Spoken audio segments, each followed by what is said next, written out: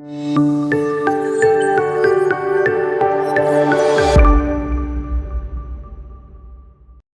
Hello నమస్తే, welcome back to the channel. నేను మీ host హరిత. ఈరోజు మనతో పాటు స్టూడియోలో వెల్తీ చక్రధర్ గారు ఉన్నారు, మ్యూచువల్ ఫండ్ ఎక్స్పర్ట్. ఆయనతో మాట్లాడదాం. Hello sir. హలో అండి. ఎలా ఉన్నారు? బాగున్నాను మేడం. సార్, ఇప్పుడు ఎవరైనా పర్సన్ మ్యూచువల్ ఫండ్లో ఇన్వెస్ట్ చేసిన person any cause of death or accidental డెత్కి గురై చనిపోతే మరి ఆ నామినీకి ఈ అమౌంట్ ఎలా అందుతుంది అంటారు, లేదా నామినీ ఆ అమౌంట్ని ఎలా తెచ్చుకోవాలంటారు? యాక్చువల్గా అండి చాలా మంచి క్వశ్చన్. ఇప్పుడు చాలామంది ఏంటంటే ఇన్వెస్ట్మెంట్ చేస్తారు, అది సక్సెస్ఫుల్గా చేస్తారు వాళ్ళకి ఒక మెచ్యూరిటీ దాకా, అంటే వాళ్ళు అనుకున్న టైంని ఒక 10 years కావచ్చు, 5 years కావచ్చు, ఒక టైం హారిజన్లో ఇన్వెస్ట్మెంట్ చేస్తారు. అనుకోని సందర్భంలో అతను కనుక ఏదైనా డెత్ అయితే కనుక నామినీ ఎలా తీసుకోవాలి డబ్బుని అనేది చాలా క్వశ్చన్ మార్క్ ఉంది. అయితే చాలా ఫోలియోస్ అంటే మ్యూచువల్ ఫండ్స్లోనే కాదండి, ఈవెన్ బ్యాంక్స్లో కూడా, ఈవెన్ సమ్ ఇన్సూరెన్స్ కంపెనీస్లో కూడా చాలా మంది నామినీస్కి తెలియదు వాళ్ళ హస్బెండ్ వాళ్ళ పేరు మీద ఇన్వెస్ట్మెంట్ చేశారు అని, అయితే ఒక ఇన్వెస్ట్మెంట్ చేసిన తర్వాత నాకు నామినీగా పెట్టారని. సో మన ఇండియాలో ఏంటంటేనండి చాలా మంది హస్బెండ్స్ షేర్ చేసుకోరు వాళ్ళ వైఫ్తో ఎక్కడెక్కడ ఇన్వెస్ట్మెంట్స్ ఉన్నాయి ఏంటి అని చెప్పారు సరిగ్గా. సో అట్లాంటి టైంలో ఏమవుతుందంటేనండి చాలా అమౌంట్స్ ఇండియన్ గవర్నమెంట్ దగ్గర బ్యాంకులో కావచ్చు, యాజ్ ఫిక్స్డ్ డిపాజిట్లు, అలాగే మ్యూచువల్ ఫండ్స్లో కావచ్చు కొన్ని కోట్ల రూపాయలు ఉండిపోయినాయి. బట్ ఎవరు క్లెయిమ్ చేయట్లేదు. అంటే మన ఎగ్జిస్టెన్స్లో ఉన్నాడా పర్సన్ లేదా అని కూడా తెలియట్లేదు, అందుకే ట్రాక్ చేసే వాళ్ళు లేరు. చాలా ఫోలియోస్కి అంతకుముందు అంటే మ్యూచువల్ ఫండ్స్లో ఇన్వెస్ట్మెంట్ చేసేటప్పుడు ఒక టైంలో ఎలా ఉందంటే నామినీ మెన్షన్ చేయకపోయినా అప్లికేషన్స్ త్రూ అయిపోయేవి. సో అట్లా పెండింగ్ ఉన్న అప్లికేషన్స్ కూడా ఇప్పుడు ఇండియాలో చాలా కోట్లలో ఉన్నాయి. అయితే ఇప్పుడు ఏంటంటే అన్ని అప్లికేషన్స్లో కూడా నామినీస్ ప్రాపర్గా లేకపోవడం, నామినీకి 100% ఇవ్వాలా లేదా అనే ఇష్యూస్ కూడా చాలా ఉన్నాయి. సో ఇప్పుడు ఏం చేసిందంటే గవర్నమెంట్ మనకి 31st March దాకా టైం ఇచ్చింది. యాక్చువల్గా నామినీస్ కనుక ఎవరైతే లేకపోతారో ఏదైనా అప్లికేషన్ ఫామ్స్లో కానీ ఫోలియోస్లో కానీ నామినేషన్ లేకపోతే నమోదు చేసుకోండి అని చెప్పి టైం ఇచ్చింది. సో ఎందుకంటే ఇప్పుడు చూడండి బ్యాంకులో కూడా ఫిక్స్డ్ డిపాజిట్లలో నామినేషన్ ప్రాపర్గా లేకపోతే ఒకవేళ మనిషి ఎక్స్పైర్ అయిన తర్వాత దాన్ని క్లెయిమ్ చేయరు. అలా క్లెయిమ్ చేయకపోతే ఏమవుతుంటే అక్కడే గవర్నమెంట్ దగ్గర చాలా చాలా అలా అమౌంట్ తక్కువ పడిపోతుంటుంది. సో అది కూడా ఒక మంచి సైన్ కాదన్నమాట. సో మ్యూచువల్ ఫండ్స్లో ఏంటంటేనండి ఇప్పుడు వచ్చిన కొత్త సిస్టమ్ ఏంటంటే మనం మ్యూచువల్ ఫండ్స్లో అప్లికేషన్ ఫిల్ చేసినప్పుడే నామినీ కూడా కంపల్సరీ ఇవ్వాలి. అయితే నామినీలో కూడా 3 నామినీని పెట్టచ్చు అనమాట. అంటే నామినీ ఒక వైఫ్గా పెట్టచ్చు, ఒక నెక్స్ట్ పిల్లలు ఉంటే కనుక పిల్లల్ని కూడా యాడ్ చేసుకోవచ్చు. అలా 3 దాకా కూడా నామినేషన్ ఇవ్వచ్చు. అయితే అందులో 100% ఇప్పుడు చూడండి, ఒక వైఫ్కి 60% ఇచ్చేసి పిల్లలిద్దరికి 20% షేర్ని అలా మనం మెన్షన్ కూడా చేయొచ్చు అనమాట. సో అప్పుడు ఏదైనా అన్ఫార్చునేట్గా డెత్ జరిగితే తర్వాత ఏదో ఇష్యూస్ లేకుండా సెటిల్మెంట్ అనేది ఈజీగా జరుగుతుంది అని ఉద్దేశం పెట్టారు. అయితే ఇప్పుడు చూడండి, ఇట్లా నామినేషన్ పెట్టిన తర్వాత బాగానే ఉంది, కానీ మనం ఎట్లా క్లెయిమ్ చేసుకోవాలని చాలా మంది తెలియదు ఈ విషయం. అయితే మాకున్న ఈ 20 ఏళ్ళ ఎక్స్పీరియన్స్లో ఇప్పుడు దాదాపు నాకు ఒక 5-6 కేసులు వచ్చాయండి. ఇలా డెత్ అయిన విషయాలు కేసెస్ ఉన్నాయి. సో ఇప్పుడు చూడండి, ఒక ఫాదర్ ఉన్నారు, ఆయన ఏంటంటే వాళ్ళ పిల్లాడి పేరు మీద నామినీగా పెట్టారు. వాళ్ళ పిల్లాడికి ఏజ్ ఆల్రెడీ 25 years ఉన్నాయి. ఈయనకి ఎందుకంటే ఒక సీనియర్ సిటిజన్స్ కూడా ఇవాళ ఏంటంటే పెన్షన్స్ వస్తున్నాయి. ఇప్పుడు చూడండి, ఒక సెంట్రల్ గవర్నమెంట్ ఎంప్లాయీ కావచ్చు, స్టేట్ గవర్నమెంట్ ఎంప్లాయీ కావచ్చు, వాళ్ళు రిటైర్ అయిన తర్వాత కూడా దగ్గర 1 lakh పెన్షన్ తీసుకుంటున్నారు ఇవాళ. ఒక కొత్త పిల్లాడి శాలరీ కంటే కూడా వాళ్ళ పెన్షన్ ఎక్కువ ఉంది సందర్భాల్లో. సో అట్లా అంటే ఇప్పుడు నెలకి ₹1,00,000 అంటే మీకు సంవత్సరానికి దగ్గర 12 లక్షలు పెన్షన్ వస్తుంది. సో వీళ్ళు మంచి ట్యాక్సబుల్ బ్రాకెట్లో ఉన్నారు.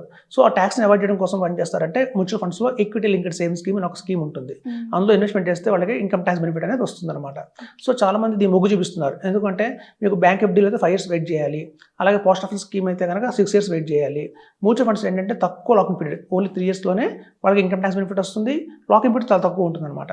సో ఆ ఏజ్ గ్రూప్లో ఉన్న వాళ్ళందరూ కూడా ఏంటంటే మనకి మ్యూచువల్ ఫండ్స్లో ఈఎల్ఎస్ స్కీమ్ కింద ఇన్వెస్ట్మెంట్ చేస్తున్నారు. అలాగే ఏంటంటే SW plan, systematic withdrawal plan. ఇప్పుడు చూడండి, సాధారణంగా ఒక ఏజ్డ్ పీపుల్ ఎలా ఉంటారంటే 65 years వచ్చిన వాళ్ళు బ్యాంకులో ఇంట్రెస్ట్ మీద వాళ్ళకి కొంచెం వస్తుంది. సపోజ్ అప్పటిదాకా వాళ్ళు గ్రాట్యుటీ కావచ్చు, ప్రావిడెంట్ ఫండ్ కావచ్చు, ఒక మంచి లంసమ్ అమౌంట్ వస్తుంది రిటైర్ అవ్వగానే. సో ఆ రిటైర్ అయిన అమౌంట్ చిన్న 40 lakhs కావచ్చు, 50 lakhs కావచ్చు, 30 lakhs కావచ్చు, బ్యాంకులో పెడతారు. పెడితే మీద నెలరా 6% వడ్డీ తీసుకుంటారు వాళ్ళు, ఆర్ 7% వడ్డీ వస్తుంది. సో కాకపోతే ఏంటంటే అందులో పెద్ద బిగ్గెస్ట్ ప్రాబ్లం ఏంటంటే ఆ బ్యాంకులో ఏదైతే 6% వడ్డీ వస్తుందో అది ఈ టైంకి పర్లేదు, కానీ కాలం కొద్ది అవుతుంటే మనకి ఇన్ఫ్లేషన్ పెరిగిపోయింది. బయట మార్కెట్లో వెజిటబుల్స్ కాస్ట్ పెరుగుతున్నాయి రోజుకి మిల్క్ కాస్ట్ కావచ్చు, లేకపోతే డాక్టర్స్ ఫీజు కావచ్చు, ఇవన్నీ పెరిగిపోతున్నాయి. కాబట్టి ఏమంటుంది, మరి బ్యాంకులో పెట్టిన అసలు ప్రిన్సిపల్ అలాగే ఉంటుంది, 10 ఏళ్ళు పోయినా కూడా అలాగే ఉంటుంది. ప్రిన్సిపల్ మార్పు రాదు. సో దానికోసం ఏంటంటే మనకి మ్యూచువల్ ఫండ్స్లో ఎస్డబ్ల్యూ ప్లాన్ చెప్తున్నాం, సిస్టమాటిక్ విత్డ్రావల్ ప్లాన్ ఉంటుంది. అందులో వేసుకుంటే వాళ్ళకి నెలలా వచ్చే 6%తో పాటు ఈ ప్రిన్సిపల్ ఏదైతే ఉందో అది 10 సంవత్సరాలకి డబుల్ అవుతుంది. అంటే వాళ్ళు పెట్టిన 50 లక్షలకి 25,000 నెలలా వడ్డీ వస్తుంది, 25,000 వడ్డీ వస్తుంది. వచ్చిన తర్వాత ప్రతి 10 yearsకి ఏమవుతుందంటే ఈ 50 lakhs అనేది ఏదైతే ఉంటుందో ఈ పెట్టిన ప్రిన్సిపల్ అది 1 crore అవుతుంది. సో అట్లా మనకి ప్రిన్సిపల్ పెరుగుతుంది, ఇటు అధిక లాభంగా ఇంట్రెస్ట్ వస్తుంది.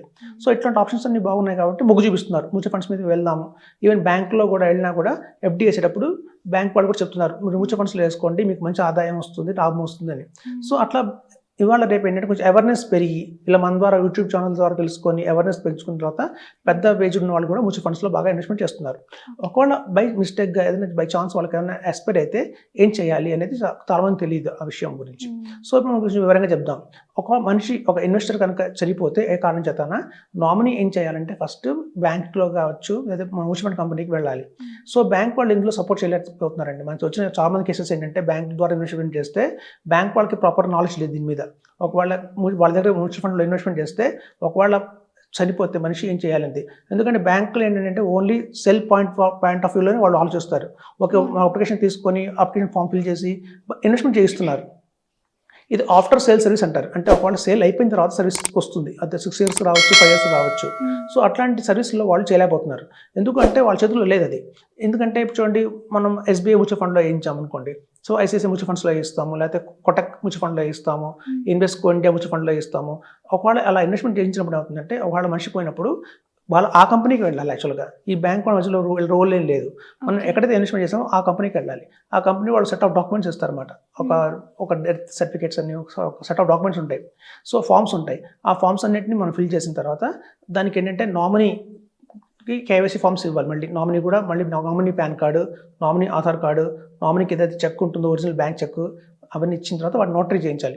వాటిని జిరాక్స్ కాపీలని నోటరీ చేయించి వాళ్ళు ఇచ్చిన ఫామ్స్ ఏవైతే ఉంటాయో వాటిని ఎఫిడవిట్ చేయించాలి. ఎఫిడవిట్ అంటే ఒక లాయర్స్ కానీ వాళ్ళు చేస్తారు మనకి డైరెక్ట్గా. ఎఫిడవిట్ అంటే కొంచెం ఎవరైతే వాళ్ళు చేయరండి, కొంచెం వెల్ నోటెడ్ పీపుల్ చేస్తారు అది. సో రేర్గా దొరుకుతారు అట్లాంటి వాళ్ళు. మన ఊళ్ళో ఎక్కడ చూడండి ఒక జనరల్ స్టోర్స్ అనుకోండి, ప్రతి ఒక్క స్ట్రీట్కి పక్కన జనరల్ స్టోర్ ఉంటుంది. కానీ ఎఫిడవిట్ చేసేవాళ్ళు మాత్రం మన కోర్ట్ దగ్గర కావచ్చు, సివిల్ కోర్టు, సుప్రీం కోర్టు, అలా హైకోర్టు ఉంటే అక్కడ ఆ కోర్టు దగ్గర దొరుకుతారు వీళ్ళు. సో వాళ్ళ దగ్గరికి వెళ్ళి ఎఫిడవిట్ చేయించిన తర్వాత ఆ డాక్యుమెంట్స్ అన్ని ప్రాపర్గా అవుతున్న తర్వాత ఇవన్నీ మనం కనుక కంపెనీ సబ్మిట్ చేస్తే కంపెనీ వాళ్ళు వాటిని వెరిఫై చేసిన తర్వాత వాళ్ళు క్యాష్ ఇవ్వరు, మళ్ళీ మన అకౌంట్ క్రెడిట్ చేయరు. మళ్ళీ నామినీ పేరు మీద మళ్ళీ ఫోలియో మీద ఓపెన్ చేసి నామినీ పేరుతో మారుస్తారు వాటిని. సో అప్పుడు నామినీ డిసిషన్ తీసుకోవచ్చు. ఓకే నేను ఇన్వెస్ట్మెంట్ కంటిన్యూ చేయాలా లేకపోతే అమ్ముకొని విత్డ్రా చేసుకొని క్యాష్ తీసుకోవాలా అనేసి నామినీ ఆప్షన్ ఉంటుంది. సో ఎప్పుడు కూడా ఏంటంటేనండి నామినీకి డైరెక్ట్ క్యాష్ అయితే ఇవ్వరు వాళ్ళు. ఓన్లీ ఆ ఫోలియో అందులో యూనిట్స్ ఏవైతే ఉన్నాయో ఆ యూనిట్స్ని జస్ట్ ట్రాన్స్ఫర్ చేస్తారు అంతే ఆ పేరు మీదకి.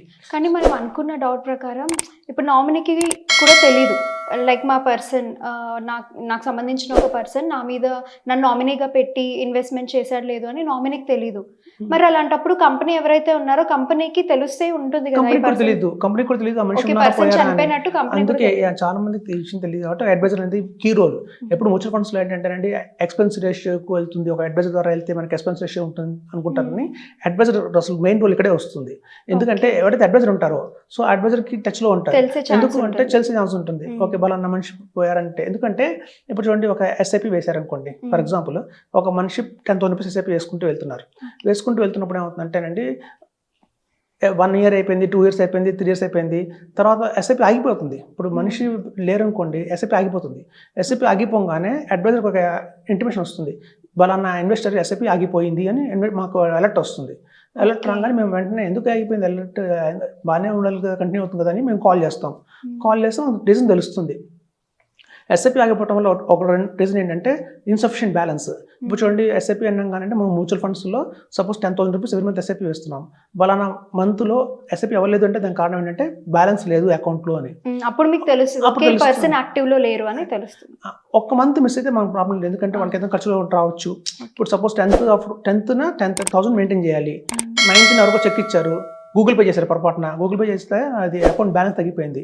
ఈవెన్ 9,000 రూపీస్ బ్యాలెన్స్ ఉన్నా కూడా 1,000 తగ్గినా కూడా చెక్ బౌన్స్ అవుతుంది. ఎవరు సో అట్లాంటి 1 month మాకు ఇన్సఫిషియెంట్ బ్యాలెన్స్ వల్ల ఏంటంటే 1 month అయితే మేము అర్థం చేసుకుంటాం, ఒక ఎన్ని రీజన్ వచ్చిందేమో, ఇంట్లో ఖర్చులు వచ్చాయి అనుకోకుండా, సో ఆ మంత్ అవ్వలేదు కాబట్టి ఓకే అని. అదే కంటిన్యూస్గా 2 months 3 months కనుక జరిగితే మాత్రం మాకు అనుమానం వస్తుంది ఎందుకు అవ్వట్లేదు అని చెప్పి. సో అట్లా అదొక రీజన్ వల్ల మాకు తెలిసిపోతుంది. సో వెంటనే మేము అలర్ట్ అయ్యి నామినీ పేరుతో ఇవన్నీ ట్రాన్స్ఫర్ చేస్తాం.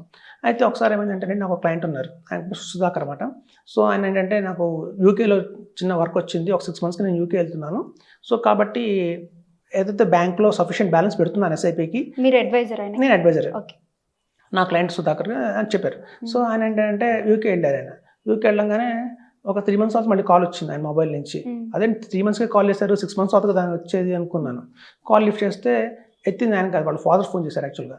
సో వాళ్ళ ఫాదర్ చెప్పారు ఏంటంటే, మా బాబు యూకే వెళ్ళి చనిపోయారండి అక్కడ యాక్సిడెంట్లో. నా మొబైల్లో చూస్తుంటే ఫైనాన్షియల్ అడ్వైజర్ చక్రధర్ అని మీ పేరు ఉంది. సో ఫైనాన్షియల్ అడ్వైజర్ ఉంది కాబట్టి మీ పేరు, మీరు ఏమన్నా మీ దగ్గర ఇన్వెస్ట్మెంట్ చేశారా అని నాకు డౌట్ వచ్చి మీకు కాల్ చేశానండి. అంటే అవునండి, చాలా పెద్ద అమౌంటే ఉంది నా దగ్గర 20 lakhs ఉంది.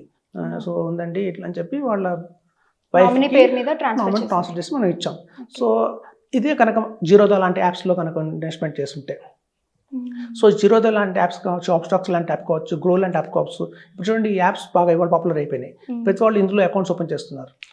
ఒకవేళ అలా కనుక అయితే నామినీ తెలిసి ఉండాలి కంపల్సరీగా. ఒక అడ్వైజర్ ఉంటే అడ్వైజర్ కనుక కొంచెం చూసుకుంటాడు, ఓకే మన అడ్వైజర్తో మనం రెగ్యులర్గా వాళ్ళకి వాట్సాప్ మెసేజ్ పంపించడము, లేకపోతే న్యూ ఇయర్ గ్రీటింగ్స్ పంపించడము. న్యూ ఇయర్ గ్రీటింగ్ పంపించాను అనుకోండి, మళ్ళీ నేను విష్ హ్యాపీ న్యూ ఇయర్ అని నాకు రిప్లై వస్తుంది, హ్యాపీ సేమ్ టు యూ అని చెప్పి. సో మాకు ఏంటంటే టచ్ ఉంటుంది, ఒక ఇన్వెస్టర్తో మనం టచ్ ఉంటాం కాబట్టి ప్రతి ఫెస్టివల్కి ఒక గ్రీటింగ్ పంపిస్తాము, ఆ గ్రీటింగ్ మన రిప్లై వస్తుంది, లేకపోతే వాళ్ళ బర్త్డేకి మనం విషెస్ పంపిస్తుంటాము, మనకు ఐడియా ఉంటుంది. ఒకైతే జీరోదా లాంటి వాళ్ళకి అలా అకౌంట్ యాప్స్లో కనుక చేస్తే ఇన్వెస్ట్మెంట్స్, వాళ్ళకి తెలియదు, వీళ్ళకి ఏమి పంపించిన మెసేజెస్ రిప్లై కూడా అవన్నీ కూడా కంప్యూటరైజ్డ్ మెసేజెస్ ఉంటాయి, సెంట్రలైజ్ మెసేజెస్. ఓకే, ఒక చిన్న రెస్పాన్స్ మీద కూడా ఇంత వాల్యూ ఉంది అని తెలుస్తుంది. సో వాటిలో ఒకవేళ అక్కడ కనుక పోతే కనుక సేమ్ ప్రాసెస్ అండి. వాళ్ళకి కూడా ఏంటంటే ఈ సెట్ ఆఫ్ డాక్యుమెంట్స్ అని ఏవైతే ఉన్నాయో, డెత్ అయిన మనిషి పాన్ కార్డ్ కావాలి, దాని జిరాక్స్ మీద ఎఫిడవిట్ చేయించాలి, నోటరీ చేయించాలి. అలాగే జీరోదా ఫోన్ చేస్తే వాళ్ళు డాక్యుమెంట్స్ పంపిస్తారు పీడిఎఫ్ ఫామ్లో, అవన్నీ ఫిల్ చేసుకోవాలి, మనమే ఫిల్ చేసుకోవాలి, సంతకం పెట్టించుకోవాలి, తర్వాత ఎఫిడవిట్ చేయించాలి, నోటరీ చేయించాలి. అవన్నీ ఫామ్స్ అన్ని కనుక బెంగళూరులో వాళ్ళ హెడ్ ఆఫీస్ ఉంటుంది. సో బెంగళూరులో మనం పోస్ట్ చేయాలి. సో పోస్ట్ చేసే వాళ్ళకి అక్కడ రీచ్ అయిన తర్వాత అవన్నీ డాక్యుమెంట్స్ అన్ని కరెక్ట్గా ఉన్నాయి అంటే అప్పుడు ఒక 20 daysలో నామినీ పేరు ట్రాన్స్ఫర్ అవుతుంది. సో ఇదంతా మనం చూసుకోలేము అంటే ఒక అడ్వైజర్ సలహా తీసుకోవడం అయితే బెటర్ అండి. ఎందుకంటే ఇట్లాంటి మనం చెప్పకుండా రావు కదా. ఇప్పుడు ప్లాన్ ఏ ఏంటంటే, ఓకే నేను ఉంటాను చివరి దాకా, ఆ అమౌంట్ నేను తీసుకుంటాను, నా పిల్లల మ్యారేజ్ కావచ్చు, పిల్లల చదువు కోసం కావచ్చు, అది ప్లాన్ ఏ. ప్లాన్ బి అంటే ఇట్లాంటిది అన్ఫార్చునేట్ జరిగితే కనుక నెక్స్ట్ స్టెప్ ఏంటి అనేది మనకు చూసుకోవాలి. కాబట్టి ఒక మంచి అడ్వైజర్ ద్వారా కనుక ఇన్వెస్ట్మెంట్ చేస్తే ఇట్లాంటి ఇష్యూస్ అన్ని ఉండకుండా ఉంటాయి. ఓకే, అండ్ సార్ ఇంకొక డౌట్ ఏంటి అంటే, ప్రతి ఒక్కరికి అడ్వైజర్స్ ఉండరు. మరి అలాంటప్పుడు ఒక నామినీ పర్సన్కి లైక్ వాళ్ళు ఎలా క్రాస్ చెక్ చేసుకోవచ్చు అంటారు? ఏదైనా దారి ఉందా? యాక్చువల్గా ఏంటంటే వాళ్ళకి మెయిల్స్ అనేవి ఇప్పుడు చూడండి సాధారణంగా ఏం చేస్తారంటే, మొబైల్ నెంబర్ ఇచ్చినప్పుడే మొబైల్ నెంబర్ 1, నెంబర్ 2 ఉంటుంది. సో 2 దగ్గర నామినీ మొబైల్ నెంబర్ ఇస్తే కనుక అలాంటి ఆప్షన్స్ ఏమన్నా వాళ్ళకు కూడా ఒక మెసేజ్ ఇచ్చే ఏర్పాటు ఉంటుంది. ఏదైనా చూసుకుంటారండి. ఎందుకంటే ఇప్పుడు చూడండి ఒక షేర్ చేసుకోవాలి. చాలా మంది ఏంటంటే ఒక ప్రైవసీ అని చెప్పి ఈవెన్ వైఫ్ కూడా వాళ్ళు పాస్వర్డ్ చెప్పట్లేదు. సో వాళ్ళు కష్టపడి వాళ్ళు ఇన్వెస్ట్మెంట్ చేసింది వాళ్ళు చనిపోయాక ఎందుకు పనికి రాకుండా అయిపోతుంది. కాబట్టి ఎవరైతే రెస్పాన్సిబిలిటీగా ఉన్నారో, రెస్పాన్సిబిలిటీగా ఉన్న హస్బెండ్ ఏం చేస్తారంటే కంపల్సరీగా వైఫ్ షేర్ చేయడం కానివ్వండి అలాంటి చెప్తే కనుక వాళ్ళకి ఏమన్నా అయినా కూడా వీళ్ళకి నెక్స్ట్ స్టెప్గా వాళ్ళకి యాక్షన్ తీసుకోవడానికి అవకాశం ఉంటుంది. అయితే మనం ఇన్సూరెన్స్ కావచ్చు, ఈవెన్ ఇన్సూరెన్స్ కూడా చాలా మంది చెప్పరు వైఫ్కి తీసుకున్నాము అని చెప్పి. ఇది ఇండియాలో ఎందుకు జరుగుతుందంటే మోస్ట్ ఆఫ్ ద థింగ్స్ ఏంటంటే ఒక స్టాక్ మార్కెట్లో ఇన్వెస్ట్మెంట్ చేయాలంటే భయపడతారు. జనరల్గా ఏంటంటే లేడీస్ బాగా భయపడతారు. ఎందుకు ఇలాంటి చోట్ల ఇన్వెస్ట్మెంట్ చేస్తున్నావు, ఉండకపోతే ఎట్లా అని చెప్పి ఒక భయం ఉంటుంది, లాస్ వస్తుందేమో అని. సో ఎందుకంటే రీసెంట్గా నేను చెప్తానండి, యాక్చువల్గా ఒక నిజంగా జరిగింది ఇది. ఒక అతను ఏంటంటే బ్యాంక్ నిఫ్టీలో నేను చాలా బ్యాంక్ నిఫ్టీ మీద నేను చాలా బాగా ట్రేడ్ చేస్తాను, నేను ట్రేడింగ్ చేశానంటే లక్షలు వస్తాయి అని చెప్పాడు. సో వాళ్ళ ఫ్రెండ్ బాగా క్లోజ్ ఫ్రెండ్ అనమాట ఒక మనిషికి. సరే అయితే ఒక పని చేద్దాం, నా మిస్సెస్ రీసెంట్గా మ్యారేజ్ అయింది, నాకు ఆ మిస్సెస్ కొంచెం డౌరీ లాంటిది ఇచ్చింది, తనకి ప్రాపర్టీ వచ్చింది వాళ్ళ పేరెంట్స్ నుంచి, ఒక 8 lakhs దాకా వచ్చింది, ఆ 8 lakhs నీకు ఇస్తాను, మన 25 lakhs చేద్దాము, చేసి సర్ప్రైజ్ చేద్దాం అనుకున్నాడు వైఫ్కి.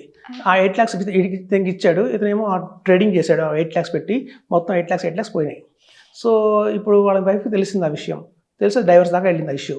సో ఎందుకంటే ఇట్లాంటివి ఏంటంటే వాళ్ళు సర్ప్రైజ్ చేద్దాం అనుకుంటారు, కానీ పెద్ద సర్ప్రైజ్ అవుతుంది, బౌన్స్ అవుతుంది. కాబట్టి ఏంటంటే ఇట్లాంటి ఇంట్రాడే ట్రేడింగ్లు వాళ్ళ ఫ్రెండ్స్ చేస్తున్నారనో, చుట్టాలు చేస్తున్నారనో, తెలిసిన వాళ్ళు చేస్తున్నారని చెప్పి వాళ్ళ చేతిలో పెట్టకండి. ఈ ట్రేడింగ్ మీద ఇప్పుడు కూడా లాభాలు రావు, నష్టాలే తప్ప. Proper guidance professional mutual fund advisor ద్వారా వెళ్తే స్మాల్ కేసులో కావచ్చు, మ్యూచువల్ ఫండ్స్లో కావచ్చు మంచి రిటర్న్స్ అయితే తెచ్చుకునే అవకాశం చాలా ఉంది.